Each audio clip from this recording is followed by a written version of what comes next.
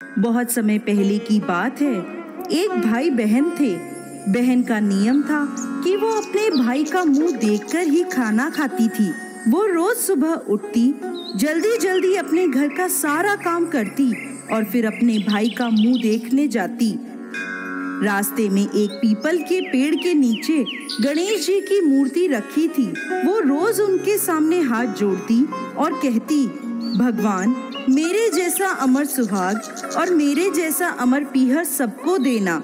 और फिर आगे चलती। जंगल के झाड़ों के कांटे उसके पैरों में चुभ जाया करते थे। एक दिन वो घर पहुंची, भाई का मुंह देखा और बैठ गई। तो भाभी ने पूछा, बाई जी, पैरों में क्या हुआ? वो बोली, भाभी, रास्ते में झाड़ों के कांटे चुभ गए। ऐसा कहकर वो वापस अपने घर आ गई। भाभी अपने पति से बोली, रास्ता साफ करवा दो, आपकी बहन के पाँव में कांटे चुभ जाते हैं। भाई ने कुल्हाड़ी लेकर सारे झाड़, पेड़ पौधे आदि हटा दिए और रास्ता एकदम साफ कर दिया, जिससे गणेश जी का स्थान भी हट गया। ये देखकर भगवान रुष्ट हो गए और उसके प्राण हर लिए। जब लोग उसे अंतिम संस्कार के लिए ले जाने लगे तो भाभी रोती हुई बोली, रुक जाओ, मेरी ननद अभी आएगी, उसका भाई का मुंह देखने का नियम है।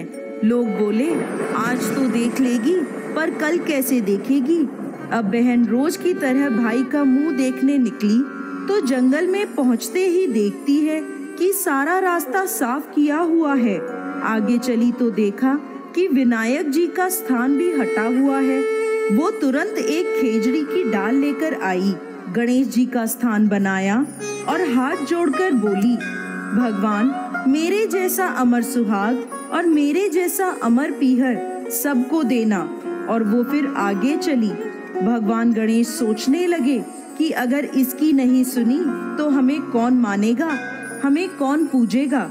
भगवान ने उसे आवाज दी, बेटी, इस खेजड़ी की 7 पत्तियां लेकर जा और कच्चे दूध में घोलकर अपने भाई को छींटे मार देना, वो उठ बैठेगा।